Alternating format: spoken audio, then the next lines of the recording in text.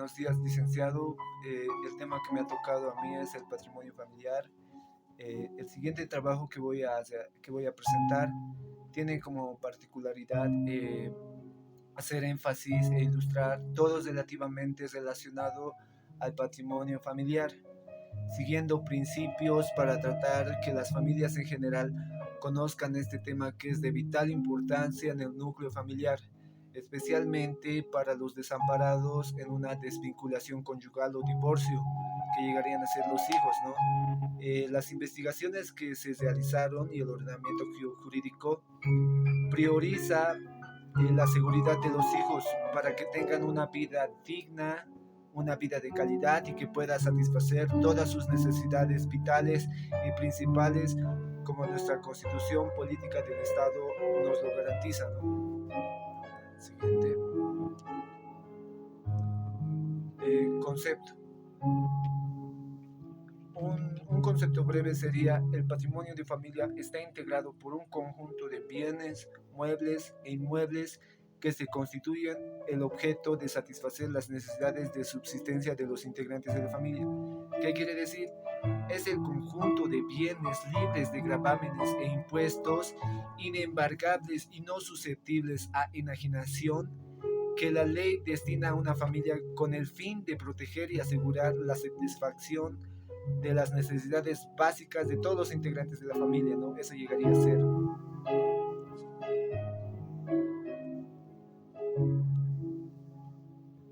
Características.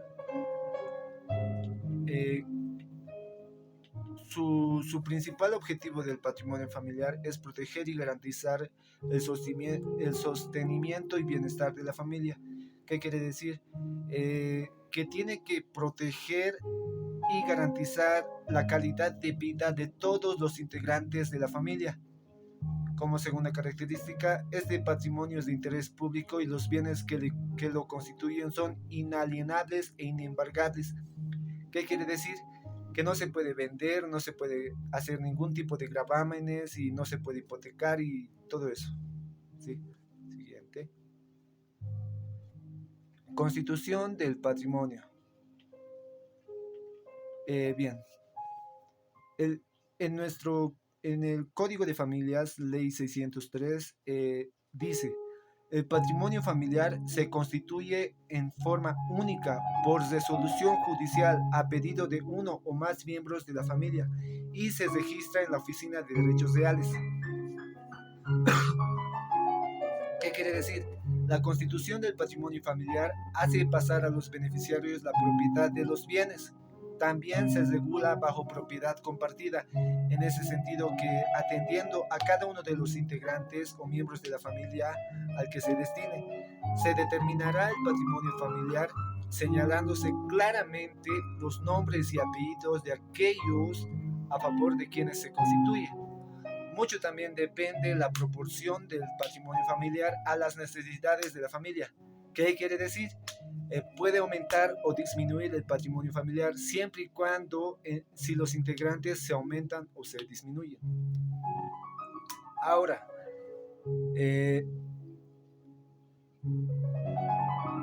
¿quiénes son las personas que pueden solicitar la constitución del patrimonio familiar? Uno, son los cónyuges o uno de ellos, para ambos y las hijas e hijos menores de edad si los hay. La madre o el padre cuyo vínculo conyugal o de unión libre esté disuelto para sí o para el otro. Y las y los hijos menores de edad o solo para estos. 3. La madre soltera o el padre soltero. 4. La madre o el padre viudo para sí y sus hijas e hijos menores de edad o solo para los hijos. 5. Las y los ascendientes, las y los colaterales para sí y sus descendientes y parientes menores de edad o solo para estos. Esto lo saqué del Código de Familias, Ley 603, que también dice: puede solicitarse la constitución de patrimonio familiar para beneficio de una persona declarada interdicta. Siguiente. Administración del patrimonio familiar. La administración del patrimonio familiar corresponde a la persona determinada por autoridad judicial. ¿Qué quiere decir? El patrimonio familiar lo administrará la persona que sea elegida por la autoridad judicial. ¿Y quién puede ser esto?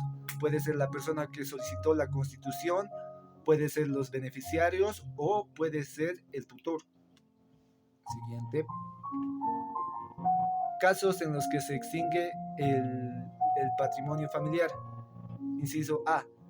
Esto también lo saqué. Cabe recalcar que también esto lo saqué del Código de Familias, Ley 603. Inciso A. Cuando fallece la última persona beneficiaria. Inciso B. La persona beneficiaria más joven llega a su mayoría de edad, siempre y cuando no existan otras personas beneficiarias. Inciso C. La persona beneficiaria declarada interdicta ha recuperado sus facultades. Inciso D. Se extingue el vínculo conyugal o de convivencia siempre que no haya hijas o hijos menores de edad, y si los hay, se aplicará de acuerdo al artículo 133 del presente código.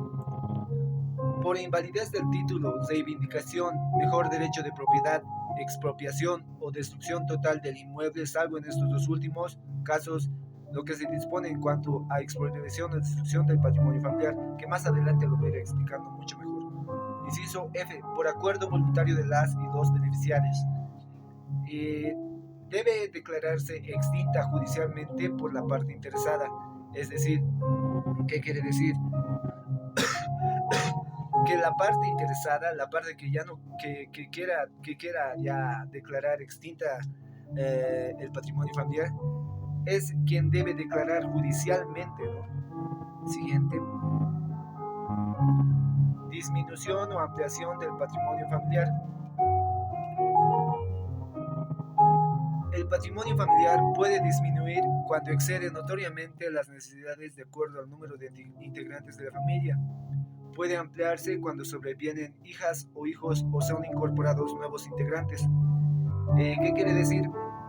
El patrimonio familiar puede disminuirse cuando hay gastos extravagantes, ¿no? Y cuando esos mismos gastos cubren de manera oficial las necesidades, pero están por demás, ¿no? En ese caso sí se puede disminuir. Ahora, puede ampliarse cuando se integran nuevos miembros a la familia. En ese caso puede ampliarse el patrimonio familiar. Siguiente. Aportes. Muy bien, ya estamos llegando a la parte final y como conclusiones se podría decir que el patrimonio de familia es una institución de orden público e interés social, o sea que está más interesado en la sociedad, ¿no? Y el núcleo de la sociedad llegaría a ser la familia, regulado en el Código de la Familia. Su objetivo principal es proteger económicamente y jurídicamente a la familia, exclusivamente a la familia. Aquellos bienes destinados al patrimonio familiar son imprescriptibles, no gravables y no enajenables, y su constitución se realiza a través de un procedimiento de jurisdicción voluntaria ante un juez competente.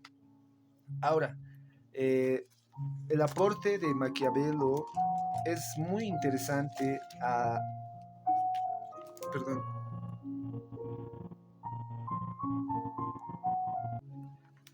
Mil disculpas, licenciado. Estaba buscando en mi libro El Príncipe de Maquiavelo, donde voy a señalar una parte que Maquiavelo hace referencia sobre el patrimonio y también lo voy a explicarlo un poco. En el capítulo 19, ¿de qué manera se ha de evitar el ser menospreciado y odiado? Es un capítulo magistral de Maquiavelo. Dice, le hace odioso sobre todo, como ya he dicho, el ser rapaz y usurpador de los bienes y de las mujeres de sus súbditos. De eso ha de guardarse que la mayoría de los hombres, siempre que no se les quite ni los bienes ni el honor, viven contentos. Y solo hay que combatir la ambición de unos pocos, que fácilmente y de distintas maneras puede ser refrenada. ¿Qué quiere decir? Que un hombre un hombre que va a ser heredado por el patrimonio de su padre prefiere antes perder a su padre que perder el patrimonio. Es muy importante. Maquiavelo toca este tema muy importante que dice, siempre y cuando no te metas con el honor y el patrimonio de un hombre, este te va a ser fiel y va a estar tranquilo. Solo tendrías que preocuparte de las cosas ambiciosas que el tipo tiene. Esos son que lo hace muy, muy bien Maquiavelo. Y el Código Civil, en el artículo 1237, bienes constituidos en patrimonio familiar. En la división de bienes hereditarios no se pueden comprender los bienes constituidos en patrimonio familiar hasta que el último de los beneficiarios menores llegue a la mayoría. Y eso sería todo. Gracias, licenciado.